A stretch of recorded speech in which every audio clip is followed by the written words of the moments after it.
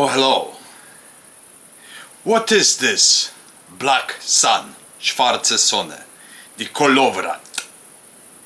What is it? Is it an astrological hypothetical point invented by a Belgian-Danish astronomer in the 19th century?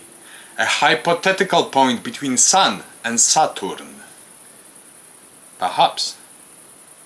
But as we retrace the mysteries deeper, it is something more. It is the field of Azoth, the black gold of the mystics in Hermetica. It is that place where the Hecatean initiates descended with their souls into Hecateaphysis in all the nightmares and terrors, as if shielded from certain mishaps, to be illuminated with the black sun. Is it the same thing that during the mysteries of Eleusis, the Epopteion playing Hades, with the Hierophantides, Demeter and Kore as Proserpine, that led the initiates through a chain of procedural steps and becoming little gods, little goddesses?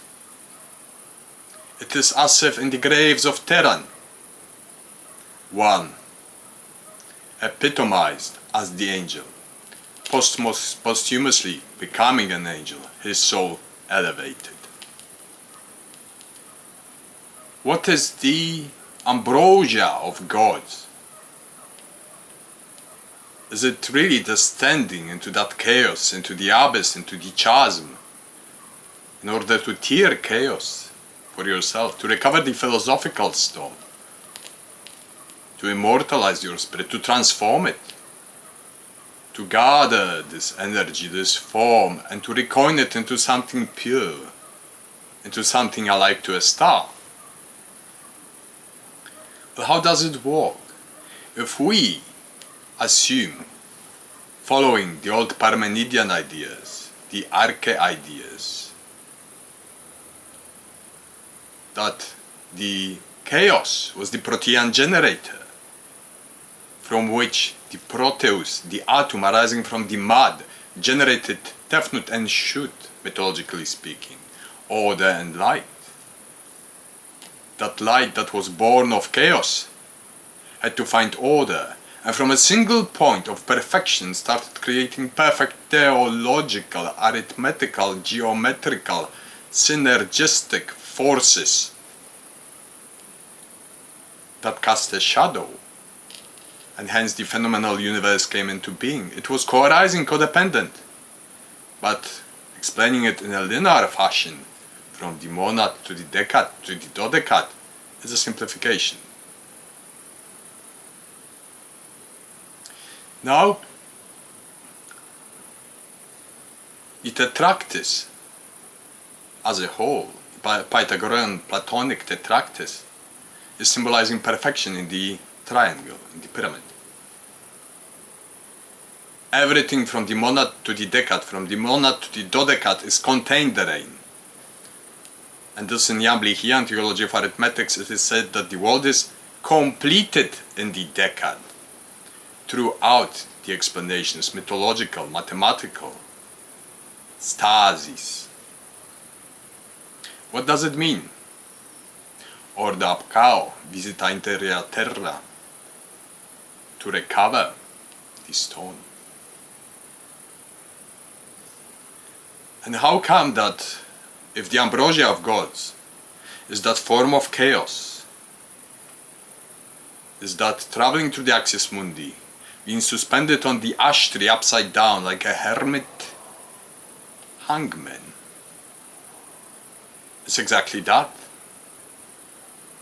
That the journey of the hero is to descend to Hades, to Tartarus, to the abyss, to gather this chaotic form around himself, this energy, and transform his consciousness, his spirit, his soul, to bathe it in the original primordial matter, prima materia, in order to rectify it into pure gold of celestial delights, of immortality.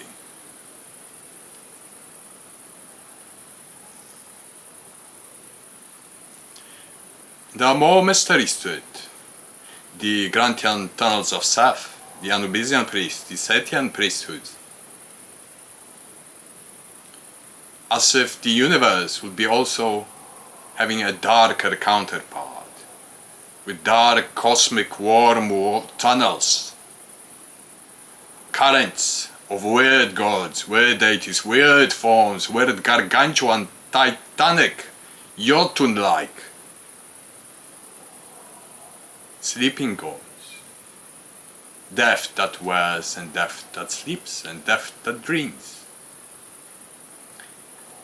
And by inseminating it with consciousness, heroic consciousness, you gather it around it. And the void follows you.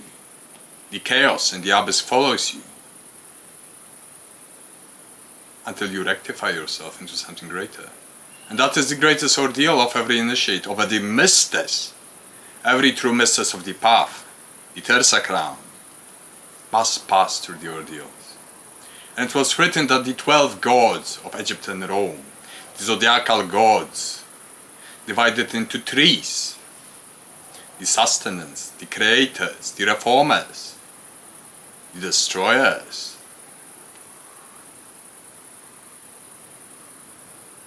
It was written that the 7 is the key to the grand book of mysteries, and the 7 Chaldean planets are a way of maturing in the solar system as a mortal human animal, to be concordant with the greater forces and powers, to forge yourself into something magnificent, as if there would be some objective reference point of how to individuate your genius in order to correlate yourself with those great forces and currents in order to be released. And that is a toil, that is a work and a commitment that lasts throughout life. Then and only then you may be released into the stars, and then your journey begins anew. And it's a hard path. The Pythagorean fork means that either you stay and you're a child of nature, or you follow the right path to aletheia, mnemosine, heroi. And as you progress and wedge the point, never to go back, you pick memory, a total recall of all the possible forms and souls that you went through, in order to once again return to the stars. Atavistic resurgence. In other ways, the old Orphic dictum from the golden tablets in the Orphism are true. I am the child of Mother Nature and starry heavens, but my race and spirit is heavenly, because that element of anima mundi is panentheistic, scattered throughout the universe by generation of the stars, by generation of the solar system, of life on earth, evolving, it uncloaked itself and evolved. And hence we are here and now, with all the animals, the human animals, the animals. But this self-reflection, the ability to be a civilized magician, that is just a civilized shaman, is to use the formula, the correct formulas of mathematical incarnations, arithmetic incarnations of the process that correlates you to the greater realms, in order to bypass it and return to the Tao. And when De meets Tao, when the heavens meet the completed man, completed woman of the way, the cosmic clothes, they become liberated. And out of nature they go back to the stars, to the heavens. That's the place of origin, and that's the port of departure. The point is the center everywhere. The question is, how are you going to approach it? Thank you.